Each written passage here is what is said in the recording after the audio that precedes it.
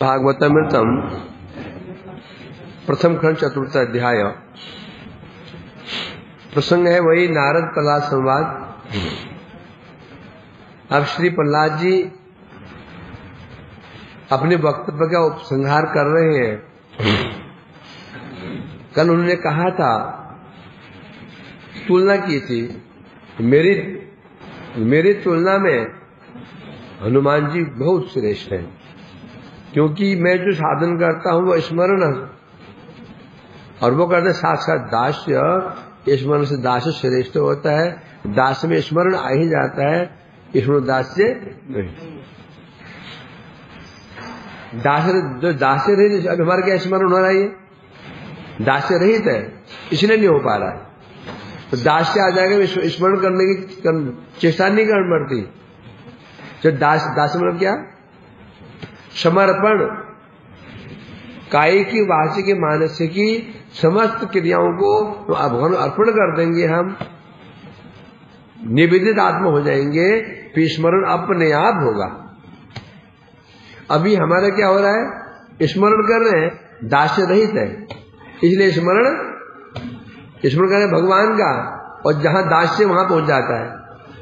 स्मरण का दास्य किसका है, हमारा माय के प्रति। स्मरण कहां पहुंच जाता है, सीधा सौदा है ये, सौदा सीधा सा सौदा है। जहां हम तन मन बदन से अर्पित होंगे, स्मरण उसी का ही बनेगा, और वो स्मरण रहेगा स्वाभाविक और निरंतरता रहेगी। अभी हमारा दास्य किसके प्रति है, माया के प्रति है, इसलिए हमारा माया का स्मरण स्वाभाविक होता है, उसे चेष्टा नहीं करनी पड़ती। और निरंतरता वो क्या है, निरंतरता भी है, यहां तक कि सोते हुए भी चैन नहीं है,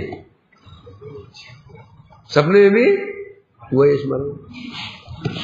इसलिए कह रहे हैं नंबर 2, एक तो कारण ये बताया, अन्य कारण क्या है, स्मरण जो होता है अधिकांशतः अप्रत्यक्ष कार्य होता है। स्मरण का मतलब यही है, मैं स्मरण कर रहा हूं, जिसे कर रहा हूं हमारा प्रत्यक्ष नहीं है। प्रत्यक्ष ठीक आंखों सामने, पीछे है, वो कहीं और है, तभी स्मरण शब्द सार्थक होता है। और दासी शब्द कब सार्थक होता है, दासी शब्द सार्थक कब होता है, कोई भी शब्द को सार्थक करने के लिए उसके अनुरूप क्रिया होनी चाहिए। भोजन बना है, वो सार्थक कब है, भोजन करने वाला हो। सुंदर दृश्य है, वो सार्थक कब है, देखने वाला हो। सुंदर गाना हो रहा है, तो सार्थक कब है, उसको सुनने वाले हो, होते ना। तो 2 शब्द हैं, स्मरण और दास्य। स्मरण शब्द सार्थक तब है, उसका अर्थ ही है स्मरण किया जा रहा है जो हमारे प्रत्यक्ष नहीं है। दास शब्द क्या दिखा रहा है, जो हमारे सामने विराजमान है उसकी सेवा की जा रही है। दास से कहते हैं मेरे सामने भगवान कहां पर है, आपने बड़ी बड़ी बातें कही है, आपके द्वार पर भगवान विराजमान रहते हैं, मुझे आगे दिखाई नहीं पड़े। यदि मैं द्वार पर भगवान होते तो नैमिषारण्य में क्या करने जाता, सुतल लोग, वितल लोग, अतल लोग, फिर भूलोग फिर भारतवर्ष, उसमें उत्तर प्रदेश, उसमें मुजफ्फरनगर, उसके पास में एक सुखताल है, वही नैमिषारण्य लखनऊ के पास में। तुम मुझे दूर चूक क्या करने जाता मैं, यहां होते तो। हाँ, हनुमान जी के पास भगवान नित्य विराजमान है। बोले कहां विराजमान है, तो नारद जी कहते कहां विराजमान है, वहां थोड़ी भगवान चले गए, हनुमान जी अकेले वो रहते हैं। हाँ, मूर्ति रूप में मान लिया, तो क्या बोला, तो क्या बोले थे, वो मूर्ति में रहने में कैसी सेवा करते हैं, वो हैं पूर्ववत, जैसे साक्षात सेवा करते थे हनुमान जी, अभी भी राम जी की साक्षात सेवा ही करते हैं, अर्थात उसको मूर्ति मानते ही नहीं, साक्षात राम मानते हैं। ये बड़ी समस्या है, ये आश्चर्य है, समझे क्या नहीं? लेकिन हमें चेष्टा करनी, हम अभी तो होगा नहीं है, बुद्धि पर कार्य बुद्धिपूर्वक ही होता है। ये सामने विग्रह नहीं है, कृष्ण का विग्रह नहीं है, कृष्ण ही विराजमान है, राधा जी के विग्रह नहीं है, राधा जी ही विराजमान है। जब ऐसे मानेंगे तो हमारा अपराध दूर हो सकता है। बोलो कैसे? बोलो कैसे? विजय,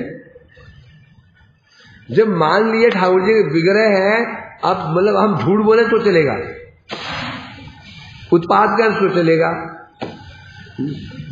गाली गलौज तो भी चलेगी, विग्रह है ना वो। मैं एकदम बोलता ना, तुम्हारे सामने तुम्हारे गुरुदेव बैठे हुए हैं, उनके सामने क्या तो हल्ला गुल्ला करोगे, झगड़े करोगे, उत्पाद करोगे, मोबाइल लेके बैठ जाओगे, मोबाइल की मूवी देखोगे? क्यों देखोगे?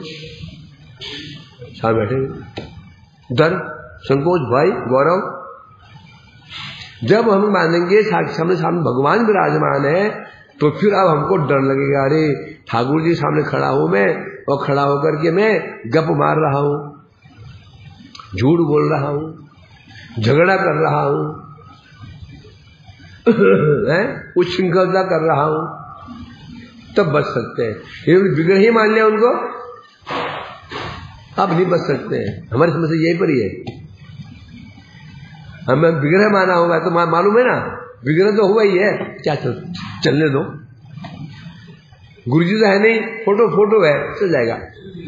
गुरुजी बैठे हो तो हम हमारा तो हम व्यवहार कैसे होगा? उसी प्रकार से हमें क्या मानना चाहिए? बुद्धिपूर्वक सामने भगवान ही विराजमान है, मूर्ति नहीं, भगवान है वो, तब तो हमारा हम कंट्रोल हो सकते हैं, हमारी जो क्रियाएं नियंत्रित हो सकते हैं, नहीं तो नहीं। अभी हमारी ये समस्या है, हमने उनको मूर्ति माना है, विग्रह माना है,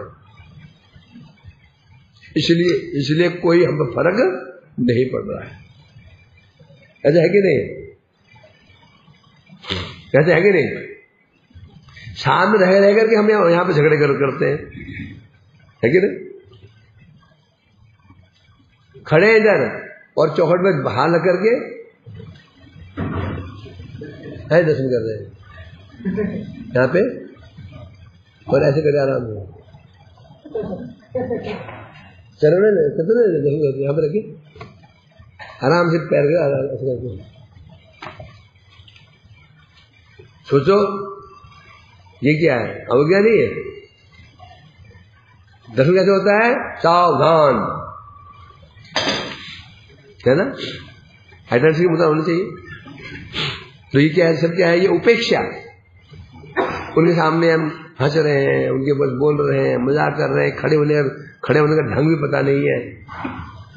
मां पक्का विश्वास है ये विग्रह है, पक्का विश्वास है विग्रह है, पक्का विश्वास विग्रह है।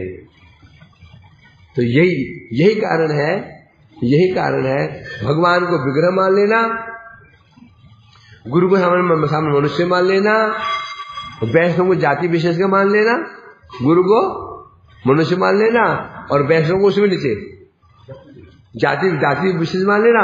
यही हमारी समस्या का कारण है। जिस दिन हम गुरु को मनुष्य न माने, सामान्य वैष्णव को जाति के अंदर ना माने, भगवान को विग्रह ना माने, तो समस्त समस्याएं दूर हो जाएंगी हमारी।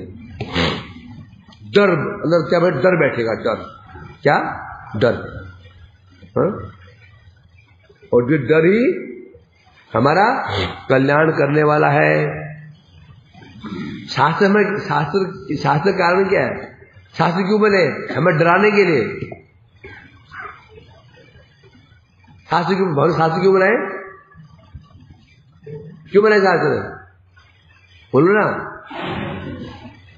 शासन करने के लिए। शास्त्र दो धातु है इसमें, एक धातु है शासु, एक धातु है त्रपु। शासु मैंने शासन करना, इसलिए शासन करती है। अच्छा सुन भाई, शासु मैंने इसलिए शासु जो है वो बहू के पीछे पड़ जाती है। अब समझे संस्कृत भाषा, वो सासू नहीं है, वो सासू सासू सासू सासू नहीं, सासू सासू नहीं, सासू में दोनों दंड स्व है। सासू में मूर्धन है, क्या है, ताले पे सो है, एक दंड सासू। शासन, सासू में होता है शासन, तर्पु में होता है त्राण। जो शासन के द्वारा हमारा उद्धार करते हैं उसे कहते हैं शास्त्र। तो मतलब क्या, मतलब क्या हुआ, डर। क्योंकि हम जो है ना डंडू के भूत हैं, बद्धजीव क्या है, डंडू का भूत, उसको दंड चाहिए। दंड नहीं मिलेगा तो वो लाइन में आने वाला नहीं है। इसलिए शास्त्र हमको दंड क्या कर रहे हैं, डर दिखा रहे हैं, भय दिखा रहे हैं। जो जिसने वो डर को मान लिया वो तो बच गया, नहीं माना तो गए। अब आगे बढ़ते हैं हम लोग। इसलिए प्रहलाद जी कह रहे हैं मेरी तुलना में हनुमान जी बहुत श्रेष्ठ हैं। साक्षात भगवान की विग्रह होने पर भी पूर्ववत साक्षात रूप में उनकी सेवा करते हैं। और इस प्रकार से हम यदृच्छया लब्धमपि विष्णुर्दास रथेस्तुया नैच्छन् मोक्षम बिना दास्यम तस्मै हनुमते नमः। अब उपसंहार में ये श्लोक है ना, ये श्लोक उपसंहार के श्लोक है। उपसंहार क्या बताए, तस्मै हनुमते नमः। मैं उन हनुमान जी को नमस्कार करता हूं, प्रणाम करता हूं, जिन्होंने नैच्छन् मोक्षम बिना दास्यम, जिन्होंने भगवान के दास की सेवा के अतिरिक्त न इच्छा नहीं की, मोक्षम मोक्ष की भी इच्छा नहीं की। और मोक्ष कैसे मिल रहा था, यदृच्छया लब्धमपि दासरथेस्तु, वो मोक्ष उनको दशरथ नंदन विष्णु दशरथ नंदन रामचंद्र भगवान है और रामचंद्र जी हैं। यदृच्छया लब्धमपि स्वाभाविक रूप में आसानी से मिल रहा था। राम जी उसको आसानी दे रहे थे। जब रावण का वध हुआ, रामचंद्र जी वापस आए, उनका अयोध्यापति के रूप में वो अभिषेक हो गया। उसके पश्चात जितने भी जंगल से उनके मित्र भालू बंदर गए थे, उनको वापस भेज रहे थे पुरस्कार दे करके। किसी को राज्य दिया, किसी को धन दिया, किसी को संपत्ति दी, बहुत दिया। और राम जी ने हनुमान को क्या देने की इच्छा की, मुक्ति। हनुमान पे छिप रहे थे, बुलाया।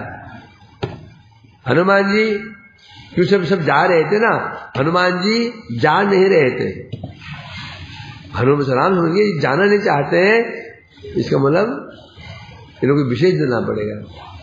बुलाया, इधर आओ, प्रभु लो मुक्ति दे लो। हनुमान जी क्या बोले, अगच्छित स्मरणे तस्मै न स्प्रियामि मुक्तये भवान प्रभु अहम दास इत्र यत्र विलुप्यते। तो हनुमान जी कह रहे हैं अगच्छित स्मरणे, ओ क्या तो क्या हो, अगच्छित नहीं, नहीं क्या है, अगच्छित पाप नहीं, वो होता है भवच्छिद तस्मै। हनुमान जी हाथ जोड़े, प्रभु मुक्ति बहुत अच्छी चीज है। भवच्छिद, भव का नाश, भव में जन्म का नाश कर देती है। मुक्ति मतलब क्या, मुक्ति का नाम क्या है, अपुनर्भव।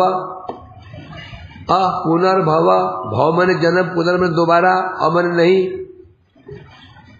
मुक्ति का अर्थ है अपुनर्भव, अर्थात दोबारा जन्म नहीं होना। तो भवच्छिद, भव बंधन को नाश करने वाली है मुक्ति। कौन कह रहा है ये? हनुमान जी कह रहे हैं भवच्छिद तस्मै, मुक्ति जो है भव बंधन का नाश करने वाली है, जन्म मरण के चक्कर छुटाने वाली है। न स्पृहान मुक्ति, मुझे ऐसी मुक्ति की भी इच्छा नहीं है। राम जी ने पूछा तो कमाल है, तो तुम्हें क्या चाहिए? व्यक्ति चाहता है ना ये दुखमय संसार में जन्म नहीं हो। ये समझदार आदमी कौन है? जो समझ जाए संसार दुखी दुख है, यहाँ सुख नहीं है, ये बाहर निकलने की चेष्टा करता है, इच्छा करता है। बड़े बड़े ज्ञानी लोग करते हैं, मैं तुम्हें सहजी दे रहा हूं, क्यों नहीं ले रहे हो?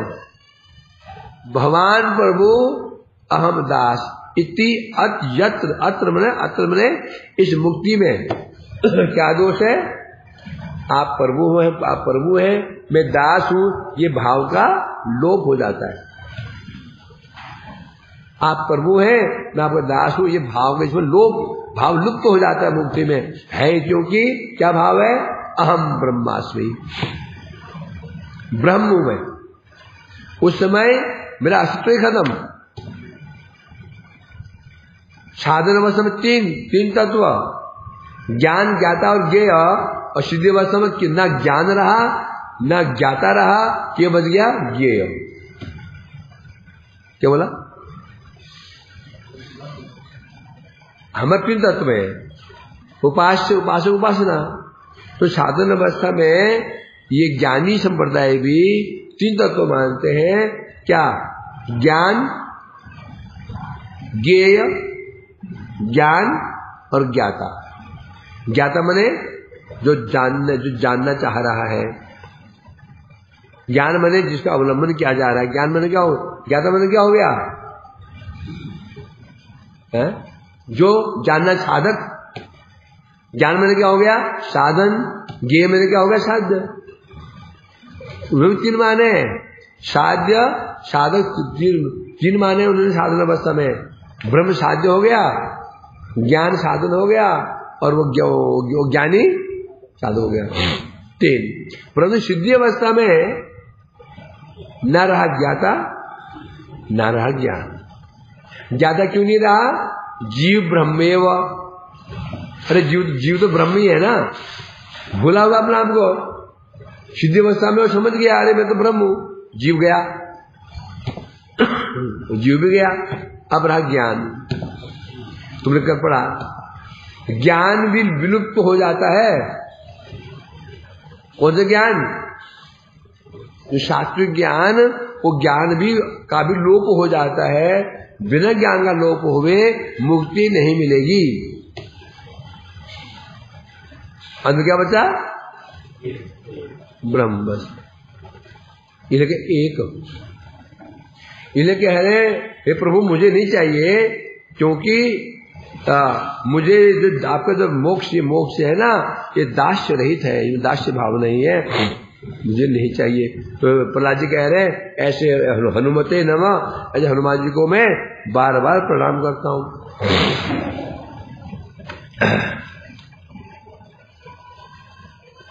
अब टीका का अनुवाद में आ रहे हैं। पूर्व श्लोक में आदि शब्द कहा था। स्वामिन कपिपतिर दास्य इत्यादि आदि शब्द कहा था। आदि शब्द का अर्थ क्या है? अर्थात हनुमान की महिमा ज्ञापक गुण को बतला करके, अभी तक प्रहलाद जी क्या कह रहे थे? जो गुण भगवान हनुमान की महिमा को बता रहे हैं, प्रकाशित कर रहे हैं, उन गुणों को बता रहे हैं। प्रहलाद जी क्या कह रहे थे? जो गुण हनुमान की महिमा को बढ़ाते हैं, हनुमान जी गुण को बता रहे थे।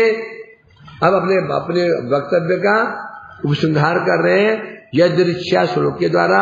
यदृच्छा क्या अर्थ होता है?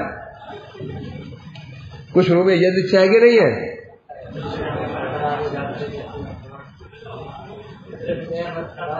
हाँ, यदृच्छा होता है, अर्थ होता है स्वाभाविक रूप में, बिना चेष्टा के,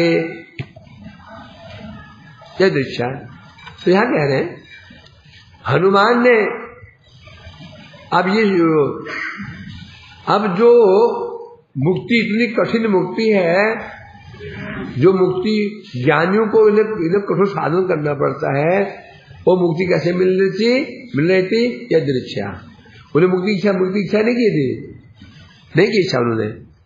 राम जी ऐसी दे रहे थे, ले जाओ है।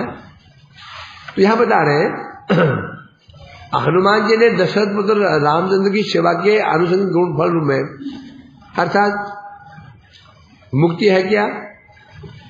मुक्ति भगवान की भक्ति का गौण फल है।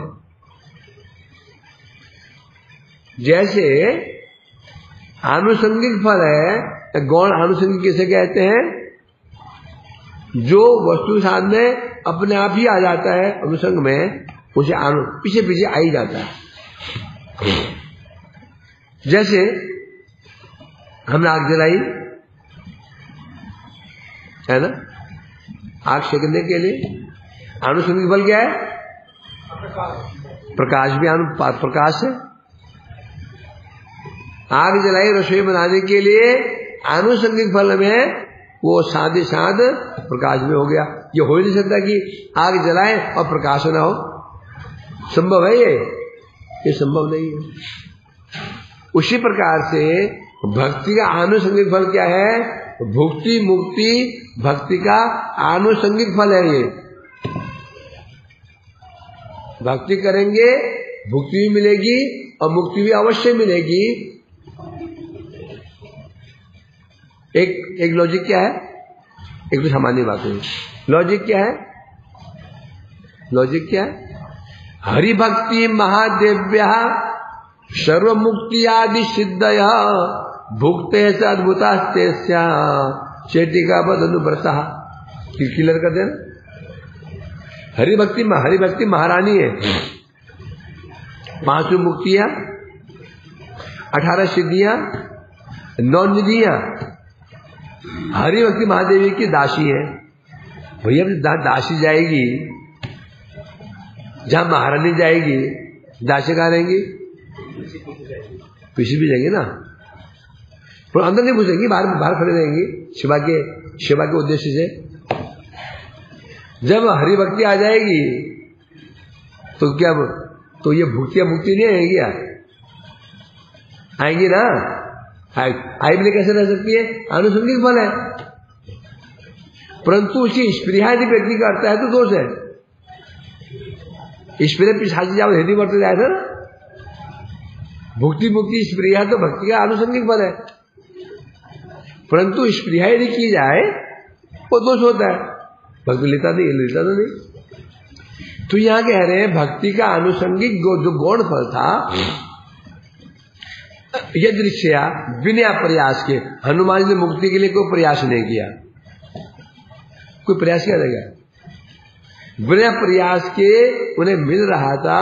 है क्या बता रहे हैं यहां पर? स्वीकार करने की तो बहुत दूर की बात है। हनुमान राम ने देने की इच्छा की, स्वीकार करना दूर की बात है। इच्छा भी नहीं की। पहले हम किसी वस्तु को ग्रहण करते हैं, मैं इच्छा करते हैं। तो क्या होती है? पहले इच्छा होती है कि पहले वस्तु को ले लेते हैं। पहले बाजार में कि आम ले लिए, फिर इच्छा हुई आम ले लूं। ऐसा होता है जोर जी? घर से इच्छा करके जाते हो, मुझे आम लेने हैं, मुझे मोबाइल सैमसंग का ही लेना है, मुझे ये लेना है। घर से हम इच्छा करके जाते दुकान में, तब लेते हैं। तो हनुमान जी ने स्वीकार तो क्या करेंगे? इच्छा ही नहीं की थी मुझे मुक्ति मिल जाए। क्या? तो क्या मांगा था उन्होंने? क्यों?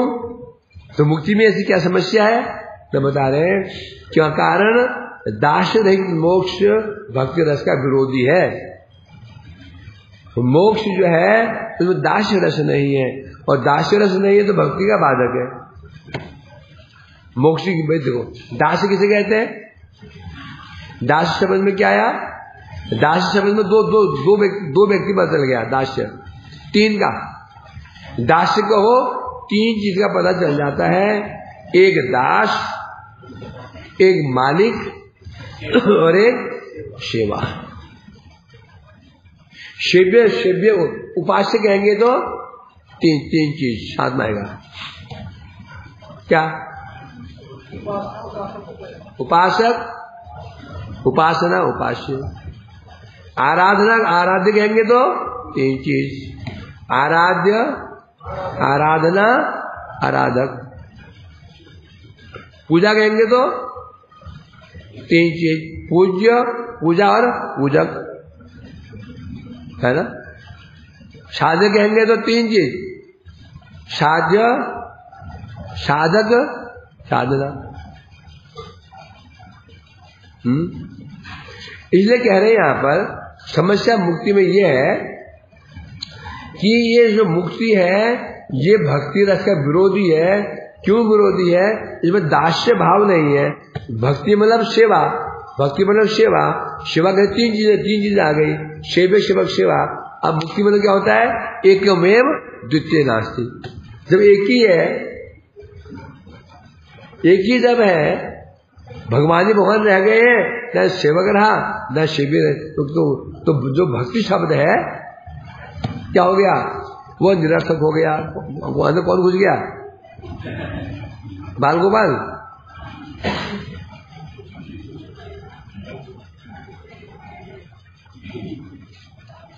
बच्चा ये बच्चे बहुत हिम्मती होते हैं, डरते के नहीं घुस जाते हैं। और बच्चे वो बहुत सब कुछ बढ़ते नहीं, माँ के आसन पकड़ के घूमते रहते हैं। कोई बच्चे होते हैं माँ का आसन पकड़ के घूमते रहते हैं, माँ से एक कदम आगे पीछे नहीं। घर कोई बच्चे ऐसे होते हैं माँ का आसन पकड़ के चलते हैं, एक मिनट माँ के आसन एक दो पीछे आगे पीछे नहीं होते हैं। कोई बच्चे बड़े हिम्मती होते हैं, अकेले कहीं चले जाते, बच्चा ऐसे ही मतलब घुस गया, वो डरते भी। हाँ बच्चे होते हैं। तो बात क्या चल रही थी? मोक्ष जो है भक्ति रस का बाधक है, इसलिए उन्होंने क्या किया? मुक्ति की इच्छा नहीं की। क्या इच्छा की? शुद्ध दास्य। शुद्ध दास्य क्या होता है? कितने दास्य दो प्रकार का होता है। हाँ तो बताया था ना, परिचर्या प्रधान दास्य, कर्मार्पण प्रधान दास्य। जिस दास्य में केवल कर्म अर्पण किए जा रहे हैं, मतलब दास्य में सीधे शब्द में कहूं, जो दास्य अपने स्वार्थ के लिए, पापों से बचने के लिए, अपने कुछ लाभ कमाने के लिए, वो दास्य निकृष्ट दास्य है। जो दास्य किया जा रहा है या तो अपना काम निकालने के लिए, अपना काम निकालने के लिए गुरु जी की बड़ी सेवा की जा रही है, वैष्णव बड़ी सेवा की जा रही है, भगवानी सेवा की जा रही है। सुख संपत्ति घर आवे, कष्ट मिले धन का, ओम जय जगदीश सारे हैं। एक ये दास्य नहीं है, ये केवल कपट है। एक दास्य है नहीं, केवल कपट है। दास्य किसे कहते हैं? गुरुदास में होता है। गुरुदास में मतलब क्या होता है? गुरु की सेवा ही एकमात्र, गुरु की सेवा। गुरु अनुकूल्यन भक्ति गुरु उत्तमा, वैष्णव अनुकूल्यन भक्ति उत्तमा, कृष्ण अनुकूल्यन अनुशीलनम। सब आएगा ये, कृष्ण के नहीं आएगा ये। कृष्णा वो तो भगवान के लिए है ही है। गुरु अनुकूल लेना, वैष्णव अनुकूल लेना, धाम अनुकूल लेना, नाम अनुकूल लेना। जहां भक्ति शब्द का उपयोग होगा, नाम की भक्ति, धाम की भक्ति, गुरु की भक्ति, वैष्णव भक्ति, भगवान की भक्ति, वहां पर अनुकूल अवश्य आएगा। तो शुद्ध भक्ति किसे कहते हैं? जहां केवल अनुकूल्यमय सेवा। भगवान का अनुकूल में क्या होता है? अनुकूल का अर्थ क्या है? आदि अनुकूल का ये कौन बैठा है मोबाइल लेके? चला दे, किस तेरा है ना?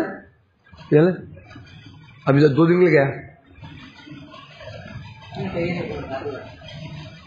2 दिन फोन मांगना नहीं, इतनी हिम्मत हमारे सामने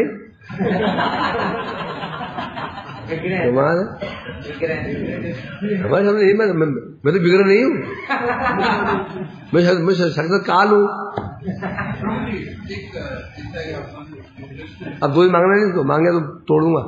अभी आप बोल रहे थे ना विग्रह के सामने हम ऐसे खड़े होते हैं और बात करते हैं। हाँ, तो ठाकुर जी के क्या समझते होंगे? लेकिन ठाकुर जी जैसे उनके हिसाब से मैंने अभी भोग ले नहीं लूँ, उनका क्या सोचते हैं? भगवान सोचेंगे, हम क्या सोच रहे हैं? भगवान सोच, हमारे सोच पर हम जो सोचेंगे हम वो सोच लेंगे। हमने मूर्ति मान लिया, भगवान मूर्ति बन गए।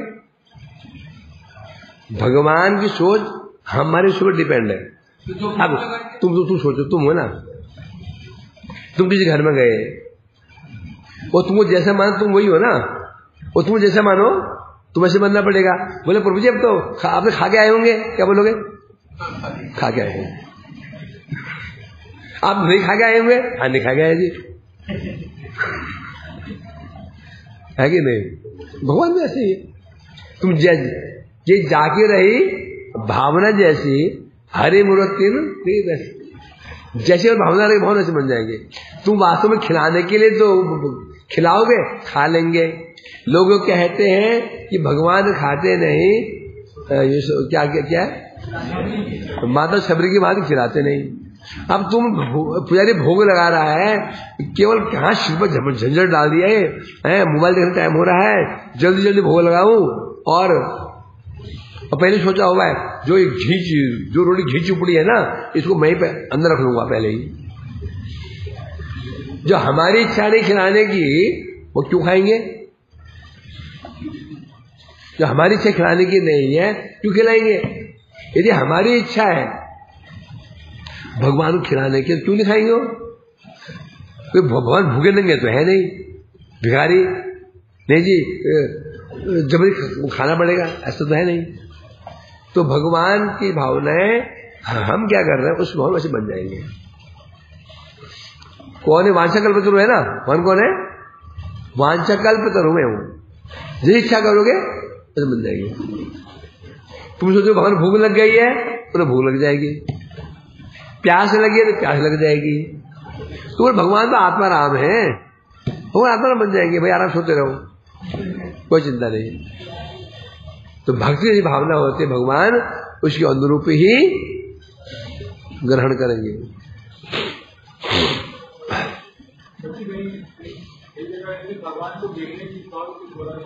हैं?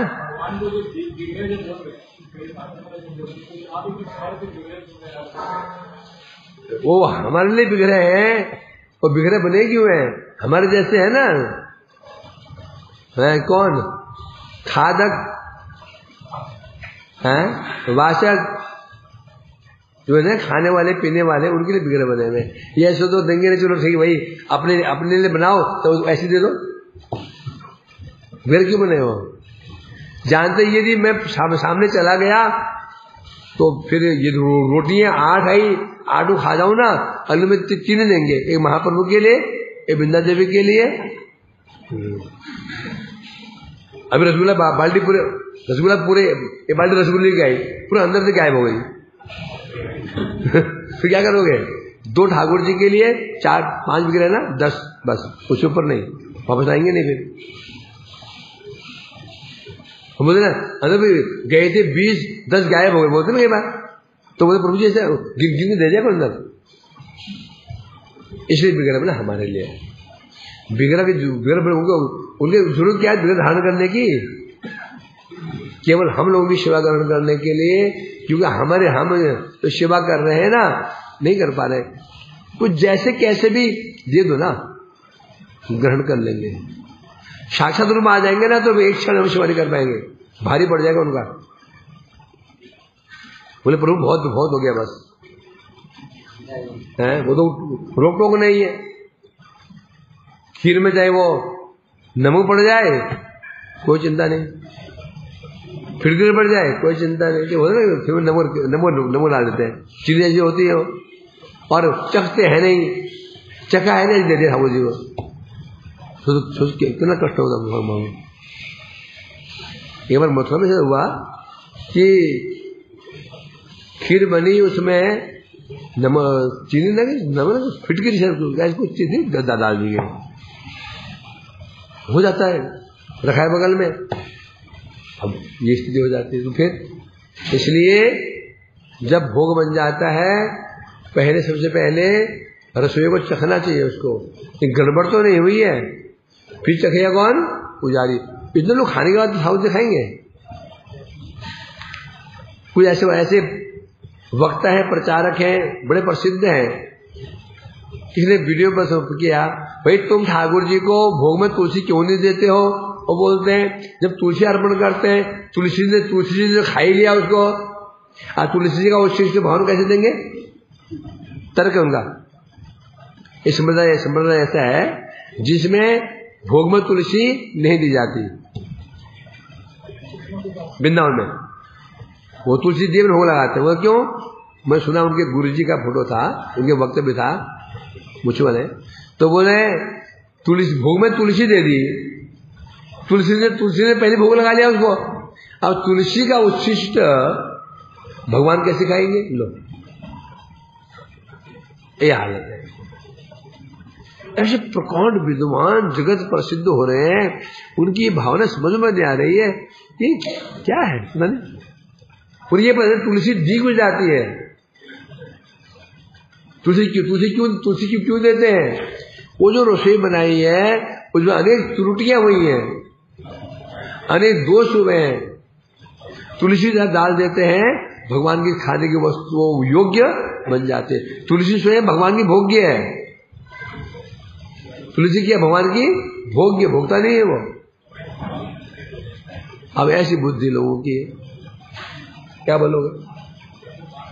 ऐसे जगत में लोग हैं, और लोग भी ऐसे अंधे। ज्ञानानंद ये क्या कह रहे हैं, ये क्या नहीं कह रहे हैं, कोई मतलब नहीं, कोई मतलब नहीं। भीड़ है तो माल बढ़िया बिक रहा है, विचित्र बात है, यही हाल है। हाँ, तो इसलिए कह रहे हैं यहां पर, तो उनकी एक ही इच्छा थी, क्या? शुद्ध दास्य मतलब अर्थात अनुकूलेन रामानुशीलनम, अनुकूल रूप में रामचंद्र की सेवा ही उनका उद्देश्य था। इसे कहते हैं शुद्ध भक्ति। अर्थात उन्हें जन्म मरण आज छुटकारा पाने की इच्छा नहीं थी। मुक्ति नहीं ली मतलब क्या हो गया? मुक्ति नहीं ली मतलब क्या हो गया? उनको जन्म मरण वो चाहते नहीं है, जन्म मरण का चक्कर है, ये छूटना ही नहीं चाहते हैं। तो बड़ी विचित्र बात है, जन्म मरण के चक्कर छूटना क्यों नहीं चाहते? वो क्यों नहीं चाहते? जबकि ये कष्ट है, जन्म का कष्ट, मरण का, तो छूटना क्यों नहीं चाहते? क्यों नहीं छूटना चाहते हो? और सामान्य ज्ञानी क्यों छूटना चाहता है? बताओ। एक भक्त जन्म मरण छूटने की आशा क्यों नहीं रखता हो? क्या भक्ति ज्यादा जन्म मरण का कोई चक्कर नहीं, ऐसा क्यों? जन्म कष्टमयी है, मरण कष्टमयी है, संसार कष्टमयी है, तो क्यों ऐसा चाहता हो?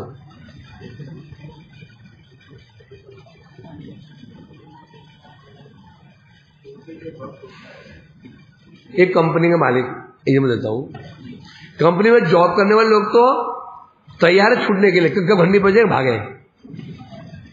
जॉब करते हैं ना, वो घड़ी देखते रहते हैं, और मालिक घड़ी देखता है क्या? कि मालिक घड़ी देखता है? एक को तो छूटने की इच्छा हो रही है, कब 5 बजे कब भागे, और एक मालिक है बेचारा 6-7 बज गए, उसको 9 बजे कोई मीटिंग होने वाली है, अगले बैठा हुआ है। होता है नहीं ऐसा? ऐसे क्यों हुआ? एक को छूटने की चिंता लगी हुई है, एक को कोई चिंता ही नहीं है।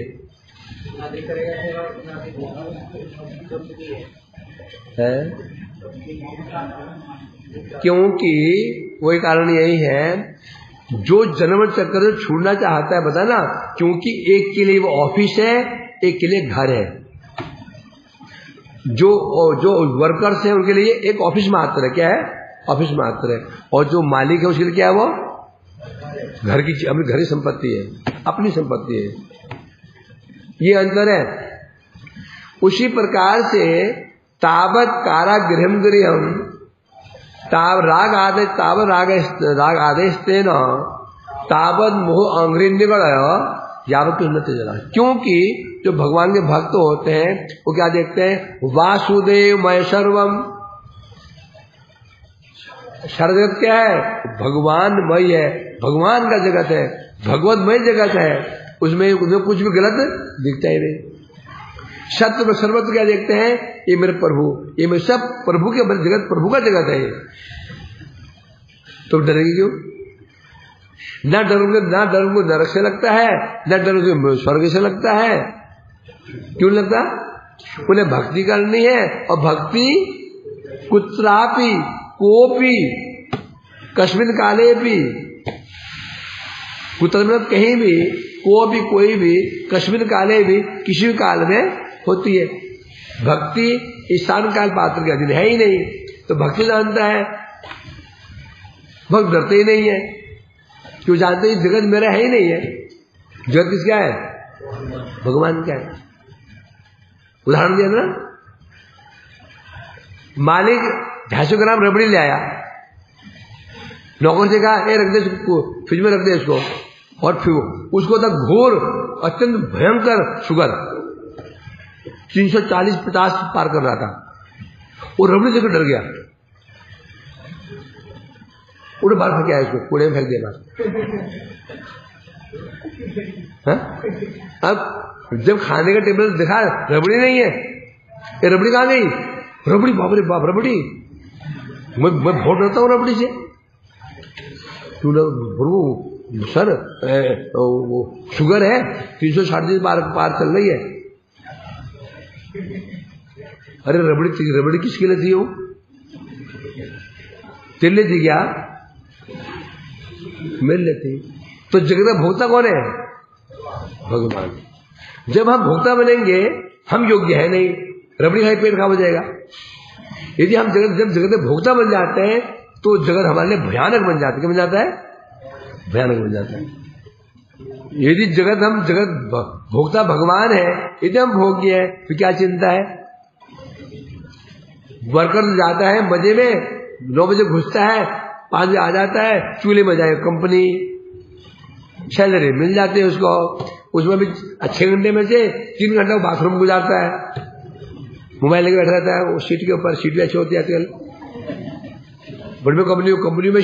लैट्रिन भी वो एसी वाली होती है ना? हर महीने 3 घंटा काम किया उसके बाद, है कि नहीं? तो वो व्यक्ति निर्भीक क्यों है? निश्चिंत क्यों है? मालिक है ना ऊपर। पर कौन है? मालिक है,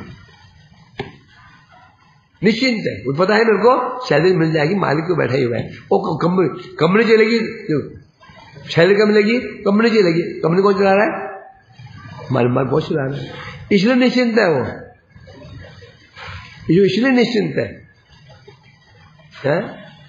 उसी प्रकार से जो हम ये समझ जाएंगे संसार भगवान का है, मैं तो क्यों प्रहरी, हमें तो प्रहरी मात्र है ना। क्या क्यों ना आर क्यों नाई तुम्ही आमार मात्र पिता बंधु भाई बंधु द्वारा सुता सुतव दासीदास शिष्य बंधु आमार प्रयास। तो अगले क्या है? नहीं, ये प्रभु संसार आपका है, मैं तो उसमें प्रहरी हूं, चौकीदार हूं। तो चिंता किसको लगती है? मालिक को, नौकर को नहीं। चिंता किसको लगती है? मालिक को। नौकर को चिंता नहीं लगती है। जब तक हम नौकर बन के रहेंगे, हैं? जब नौकर बन के रहेंगे तो चिंता कौन करेगा? चिंता क्या है हमको? कहीं मेरे हाँ होगा ना। जब हम स्वयं मालिक बने ऐसा करेंगे। एग्जाम्पल देखो ना, बच्चा 1 साल का है, 2 साल का है, उसको चिंता करनी पड़ती है, अभी कुछ चिंता करनी पड़ती है उसको। 4-5 साल तक कोई चिंता नहीं पड़ती है, बैठे बैठे खाने को मिल जाता है, जबरदस्ती वो मुंह पर ठूस देते हैं, खा दूध पी कोमल मिला करके, उसको चिंता करनी पड़ती है। परंतु एक समय चिंता करनी पड़ती है, कब? जब वो समझदार बन जाता है। जब समझदार बन जाता है अब चिंता उसको अपनी स्वयं करनी पड़ेगी। जो समझदार नहीं है, समझदार किसे कहते हैं और ना समझदार किसे कहते हैं? समझदार और ना समझदार में क्या अंतर, क्या समझोगे? समझदार किसे कहते हैं और ना समझ किसे कहते हैं?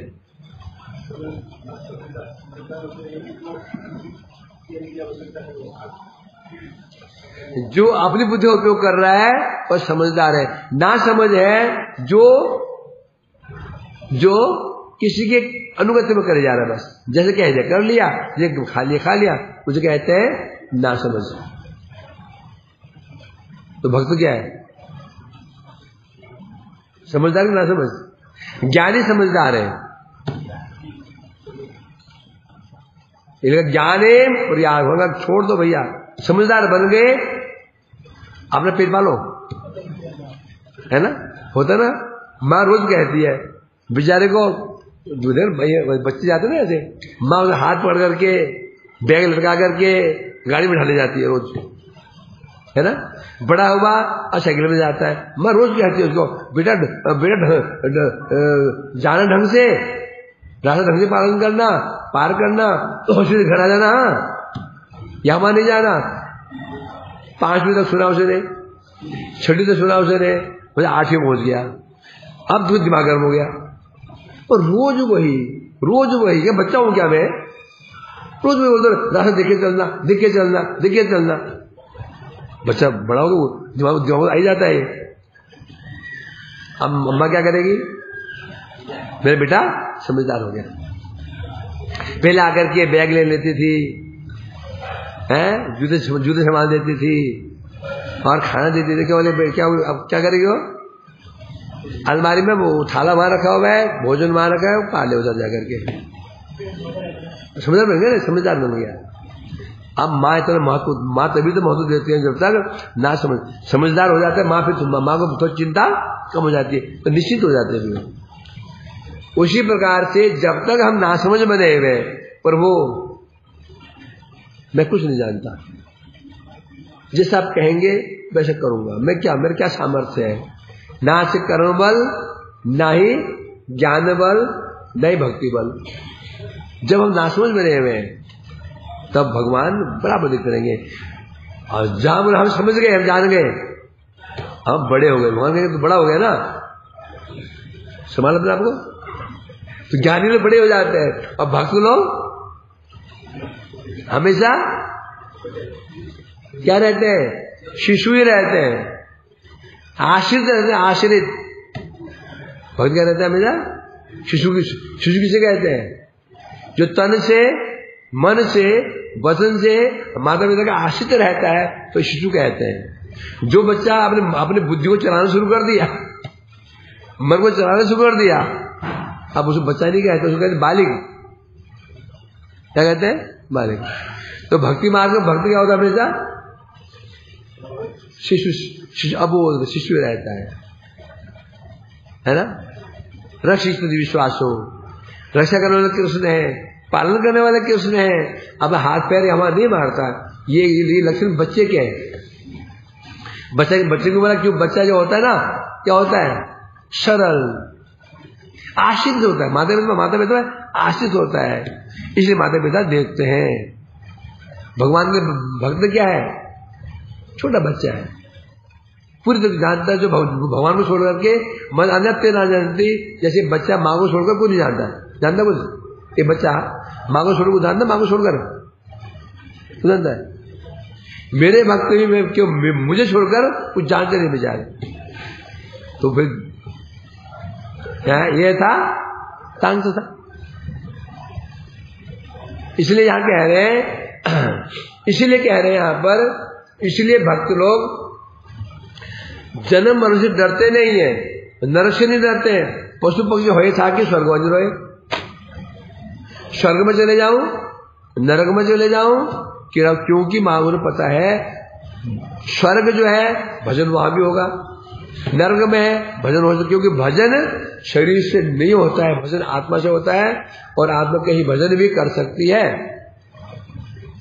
भक्ति में स्थान पात्र काल का पात्र का विचार नहीं है, इसलिए डरते नहीं है। और ज्ञान अपेक्षा रखेगा किसका? मनुष्य योनि का। भक्ति किसी भी योनि में हो सकती है, किसी भी योनि में, कहीं पर भी, कोई भी, किसी भी समय। वो ज्ञान के लिए क्या चाहिए? पात्र मनुष्य होना चाहिए। गाय भैंस मुक्ति नहीं प्राप्त कर पाएगी, तो ज्ञान का मतलब अनुष्ठान मनुष्य योनि में होना चाहिए। वह भी स्पेशली ब्राह्मण शरीर होना चाहिए। क्या होना चाहिए? ब्राह्मण शरीर, उस पर भी संन्यास होना चाहिए, उस पर चित्त शुद्ध होना चाहिए। इसलिए ज्ञानी डरते हैं, यदि भैंस बन गए, बकरी बन गए तो गया। तो भक्त जानता है, यदि कुत्ता बन गए कोई बात नहीं, कुत्ता बने भक्ति वही करेंगे, भैंसों को पत्थर चाटेंगे, उनको उनके घर की रखवाली करेंगे। तुम्हें तो ठाकुर, तुम्हारा कुकुर, क्यों बोला उन्होंने ऐसा? मतलब ये हुआ कि कुत्ता ही भजन कर सकता है, बोलना ही बोला ना। इसलिए भक्त लोग, इसलिए हनुमान जी कहते हैं भवच्छिदय मुक्ति भवबंधन का नाश करने वाली है, पर मुझे नहीं चाहिए। क्यों नहीं चाहिए? इसमें आपका दास्य सेवा नहीं है, हाँ? और विशेष रूप से वो मुक्ति कैसे मिल रही थी उनको? भक्ति का, मोक्ष भक्ति का आनुषंगिक फल है। आनुषंगिक उसे कहते हैं चाहो ना चाहो मिल जाएगी। यदि आपने आग जला दी तो ताप तो होगा, अंधकार भी भागेगा। आप लाख चाहो नहीं कि अंधकार ना भागे। भक्ति मिल गई आपको, मुक्ति नहीं मिली, हो ही नहीं सकता। वो अलग बात है, ग्रहण नहीं करेंगे आप, भक्त ग्रहण नहीं करेगा, आएगी जरूर, हो नहीं सकता कि भक्ति आज मुक्ति ना आए। ये कह रहे हैं ऐसे विशुद्ध दास की प्रार्थना करने वाले हनुमान जी को मैं पुनः प्रणाम करता हूं। इस श्लोक बोल करके मैं यहाँ पर अंतिम श्लोक है प्रहलाद जी का।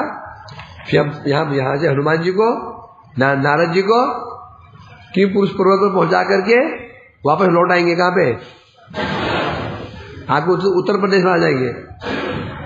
कैसे? कौन? हिदयान याद है?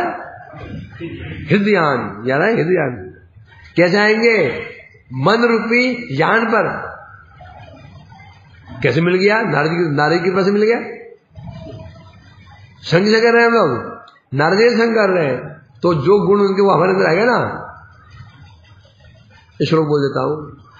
मद अनुक्तं च महात्मम तस्य वेति परम भवान गत्वा किम पुरुषे वर्षे दृष्ट्वा तम वदमाप्नुहि।